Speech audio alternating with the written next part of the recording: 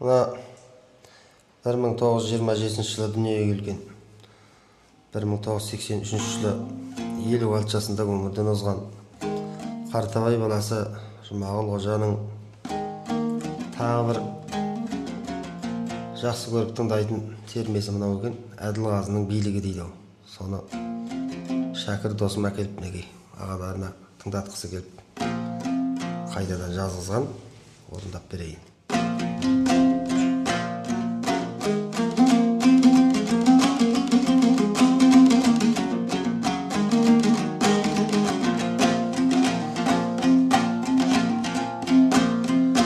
Өткен күн келер күннің бағасы екен, келер күн жарқын көштің жаңасы екен. Айтатын бұл жағдайдың болған кезі 1900 жыл шамасы екен.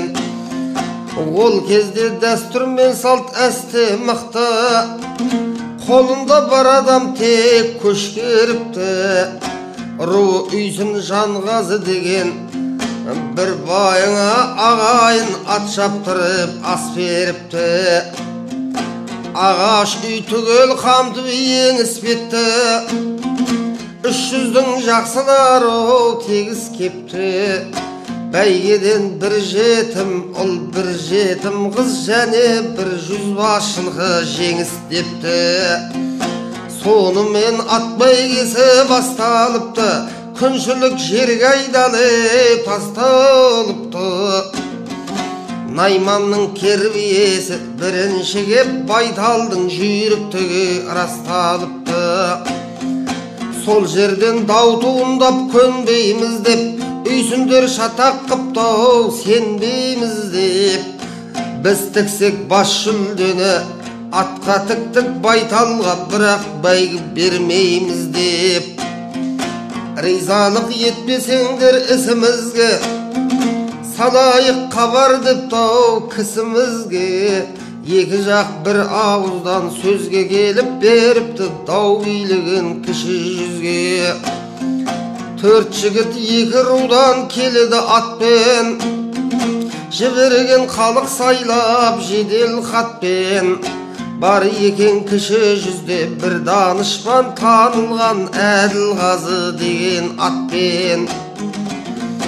85 жасқа келген қария екен, атағы кіші жүзге жария екен. Халықтың батасымен, алғысымен көгеріп көктеп ұтқан жанұя екен. Төрелік адамдыққа алыс емес, әділдік ар-намысқа қалыс емес. Сөзімді қатқа жазып берем деп тау, баруым сақалыммен маңыз емес. Білген қарт арғы дәстүр салтты бергі, билігін жырмен жазып тәттіледі. Барғасын жұрт алдында оқыңдар деп, ең соңғы билігім деп қатты берді.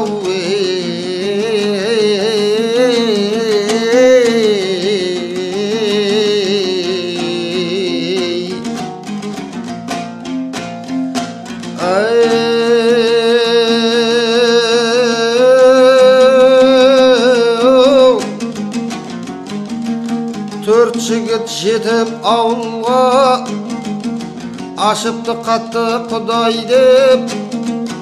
Сөйтсе Әділғазы қария жазыпты сөзді былай деп. Үлкеннің тілін кіші алмас, арақсыз тамақ іш алмас. Кер заман келіп кейлік тоң, адамның құнын біле алмас. Атаның тілін бала алмас, сөз сипатын біле алмас. Айтылған сертте тұра алмас, кер заман келіп кейлік тоң. Білгенге құрмет қыла алмас, әділдік айтып шыға алмас. Мөрі жоқ болса қағаздың, алдыға қарай жүре алмас. Осы бір заман кеп жатыр, әйел деген бей болар. Ағайынға бермейтін дүния толы үй болар. Жылқының құны тұл болар, сиырдың құны пұл болар, ауыз жаласып қарақшы бейсімағыңмен бір болар. Ақсақал қалар қатардан, түйеші озар атаннан, аттан байтал озады, теріс істен ағайын бірлігі кетіп тозады. Баршылығы болса да адамның пейілі тар болар, биені аттан кем көрсе, еңбегім оның жоқ өтсе, азабын тартар күн болар. Теріс билік еткендер, ай мақшар күні қор болар.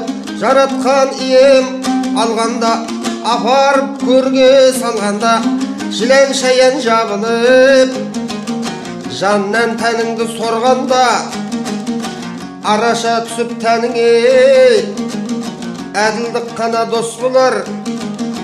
Аспанға әуес болғандар қара жерге зар болар. Ұрпағың қара бет болып, кең киімді жек көріп, кигені шолтаң тар болар. Көне заманды жамандап, бір күндікпен амалдап, жетістікке кім жетті, жетімдікке кім кетті, бар әңгімесі сол болар. Осылай заман бет алса, бәтуасы жоқ ел болар. Тонадым деп жесірді, жылаттым деп жетімді, мақтанатын ер болар. Көшпенді қазақ сарсынып, отырғаны үйі там болар. Ері қалып биліктен әйелдері шоң болар. Құранның сөзін ұмытып, кемпір мен шал кәдімгі той-томалаққа барғанда тілек айтып мас болар. Сол заман келіп жатқанда, бәйгеге тігіп отырған жетім ұл мен жетім қыз Құдайдың кереметімен өсіп өніп бас болар. Бәйгеден аты келмесе, аты келген адамға 100 жылқысын бермесе, бұл сонда қандай ас болар.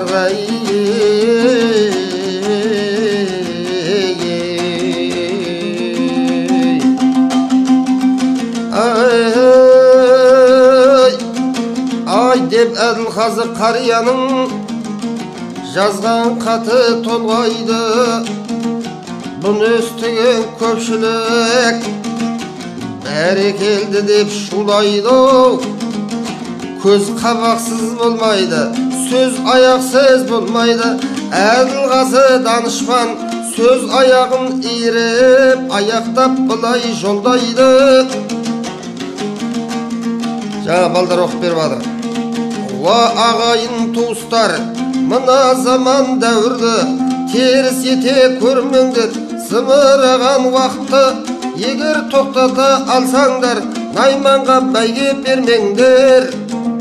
Осы қылған күштерің тоқтатуға жетпесе, әй әзәзілге ермеңдер. Әділдікті жақынға бұра тартқан оңбайды. 100 жылқыны беріңдер, бабаңды Аллам қолдайды. Жалтақтатып жат жерге мына 2 жетімді берсеңдер, өліп қалғанда мәңгіге тілегің қабыл болмайды. 100 жылқыдан 2-ін жетімдерге берсеңдер, әй Құдай білет деп айтайын, бақытың қалай жанбайды.